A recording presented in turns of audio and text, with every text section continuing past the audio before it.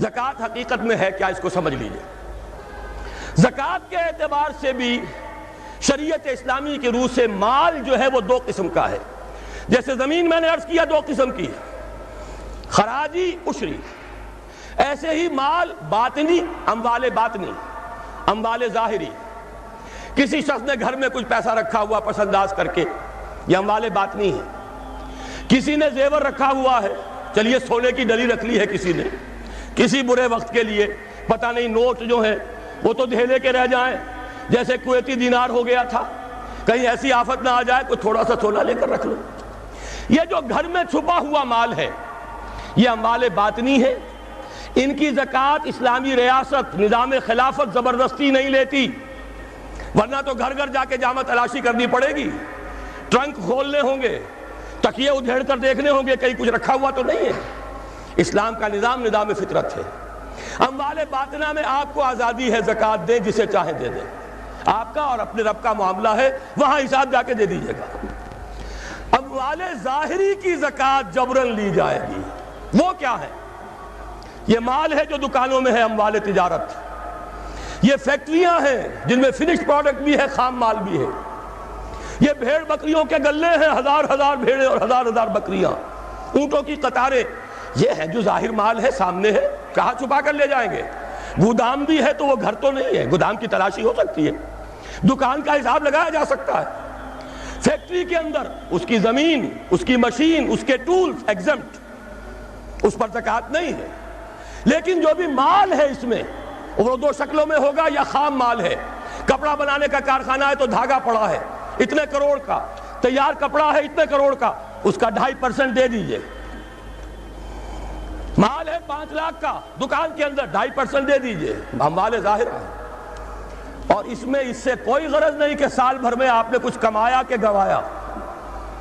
جب تک آپ نصاب کی حد سے اوپر ہیں، چاہے آپ کا اس سال میں آدھا مال گیا، 10 لاکھ کی مالیت تھی، اب آپ 5 لاکھ کے ہیں، لیکن 5 لاکھ پر بھی آپ کو 2.5% دینا ہے، چاہے کمایا ہو چاہے گوایا ہو۔ اور یہ ٹوٹل پر ہے، کسی اکاؤنٹنٹ کی ضرورت نہیں، جو تاریخ معین ہے جا کر دیکھیے کیا مال پڑا ہوا ہے، 2.5% حساب کر کے دے دیجیے۔ اتنی رقم آئے گی۔ ابھی جو کہہ رہے تھے جنرل صاحب کہ یہ نعرہ بھٹو نے لگایا، یہ بالکل وہی بات ہے جو علامہ اقبال نے فرمائی ہے۔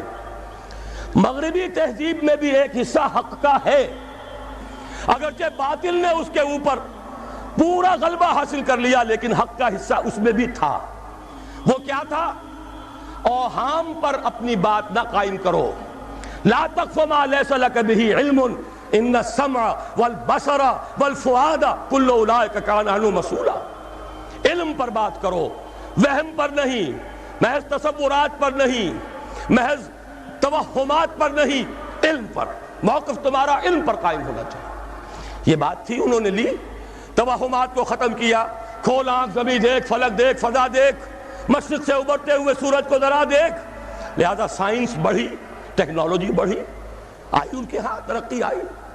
اسی طرح یہ سمجھ لیجئے روٹی، کپڑا اور مکان کوئی کافرانہ نعرہ نہیں تھا، یہ افراد کا بنیادی حق ہے، اور تاریخ انسانی میں پہلی مرتبہ عمر فاروق نے اس حق کا بیان کیا۔ اگر دجلہ اور فرات کے کنارے ایک کتا بھی بھوکا مر گیا تو عمر قیامت کے دن ذمہ دار ہوگا۔ کون مارکس ہے، کیا پدی اور کیا پتی کا شوربہ، کون کوئی جدید تصورات دینے والے ہوں گے؟ یہ کل کی پیداوار ہے اور آج ختم ہو چکے، آج ان کے چہروں پر کالک بری جا رہی ہے، آج ان کے مجسمے گرائے جا رہے ہیں۔ عمر فاروق کا فرمان، یہ محمد کے غلام اور ایک ادنا تربیت یافتہ سپاہی کا فرمان ہے، یہ تا قیام قیامت قائم رہے گا۔ ہر شہری کی بنیادی ضروریات کی کفالت ہے جو نظام خلافت کے ذمے ہے۔ اور اس میں تو جیسا کہ میں نے عرض کیا، اس میں تو حضرت عمر نے مسلمان نہیں کہا، صرف مسلمان نہیں، جانوروں تک بات پہنچا دی۔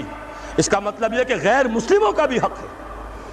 اس لیے کہ حضرت عمر ہی نے ایک مرتبہ دیکھا تھا، کسی صوبائی دارالحکومت کے دورے پر گئے تھے، کوئی ایک بڈھا غیر مسلم غالباً مجوسی تھا، وہ کچھ خیرات مانگتا پھر رہا تھا، بہت بوڑھا ضعیف۔ وہاں کے عامل سے حضرت عمر نے پوچھا یہ کیا معاملہ ہے، یہ خیرات مانگنے پر کیوں مجبور ہو گیا؟ تو انہوں نے کہا غریب ہے اور اس کے پاس کوئی ذریعہ نہیں ہے۔ فرمایا یہ بڑا ظلم ہے کہ جب یہ جوان تھا، کماتا تھا، ہم اسے جزیہ لیتے تھے، اور آج اگر یہ بوڑھا ہو گیا ہے اور اس کا کوئی والی وارث نہیں ہے تو ہم نے اسے سڑکوں کے اوپر بھیک مانگنے کے لیے چھوڑ دیا، اس کا بھی وظیفہ مقرر ہو جائے گا۔ یہ ذمہ داری، یہ کفالت عامہ ہر شہری کے لیے۔ اور یہ جان لیجئے تجارت میں اور صنعت میں یہ سارا فساد جو اس وقت ہے وہ اس وجہ سے ہے کہ عام آدمی، عام کسان، عام مزدور مجبور ہے کہ سرمایہ دار اور جاگیردار کی ٹرمز پر کام کرے۔ نہ کرے گا تو کیا کرے گا؟ ٹریڈ یونین بنا لیجئے، وہ بھی جیبی ٹریڈ یونین بنا لیں گے، ان کے اپنے ایجنٹ ہوں گے۔ اب لڑیے، خون کس کا جائے گا؟ مزدور ایک دوسرے سے ٹکرائیں گے، کچھ حاصل نہیں۔ اسلام نے کیا نظام دیا ہے؟ آپ غریب کو ضمانت دے دیجئے، اگر تمہیں صحیح ویج نہیں مل رہی، تمہیں صحیح مبادلہ نہیں مل رہا اپنی محنت کا، مت کام کرو، تمہیں بھوکا نہیں مرنے دیا جائے گا، تمہاری بنیادی ضروریات کی کفالت ریاست کرے گی۔ اب ہوئی برابر کی چوٹ۔ اگر کارخانے دار کہہ سکتا ہے کہ اگر آپ کو یہ چیز منظور ہے کام کیجئے ورنہ جائیے، سب مزدور چلے جائیں گے، میں لاک اپ کر دوں گا، کارخانہ بند کر دوں گا، لیکن یہ کہ مزدور اس وقت یہ نہیں کہہ سکتا، وہ تو کہے گا جناب اسی تنخواہ پر کام کروں گا، اس لیے کہ ایک دن کام نہ کرے شاید بچ جائے، 2 دن کام نہ کرے بچ جائے، تیسرے دن فاقہ آئے گا، اس کے پاس کھانے کو نہیں ہے۔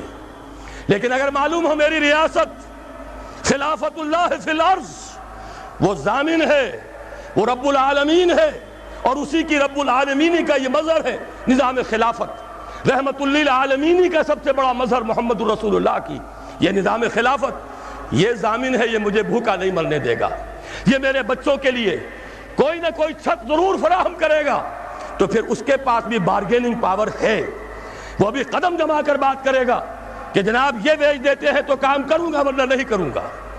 یہ ہے جو آسان ترین حل ہے۔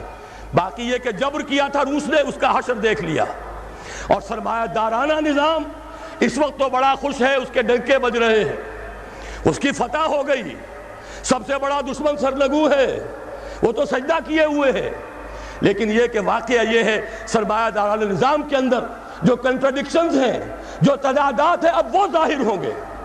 جب باہر مقابلہ تھا، اندر کی لڑائی ختم تھی، اب اندر سے فساد ابھرے گا، اندر سے ایکسپلوژن ہوں گے۔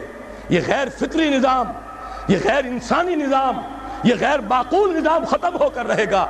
کاش کہ اس کی جگہ صحیح، معتدل، متوازن، عادلانہ نظام خلافت، اس کا کوئی نمونہ ہم دنیا کے سامنے پیش کر دیں۔ اس وقت پوری دنیا کی طرف ہماری ذمہ داری ہے، ساری نوع انسانی کے ہم مقروض ہیں کہ ہمارے پاس ہدایت ہے، لیکن ہم اس پر خزانے کا سانپ بن کر بیٹھے ہوئے ہیں، نہ خود عمل کرتے ہیں نہ دوسروں کے سامنے نمونہ پیش کرتے ہیں۔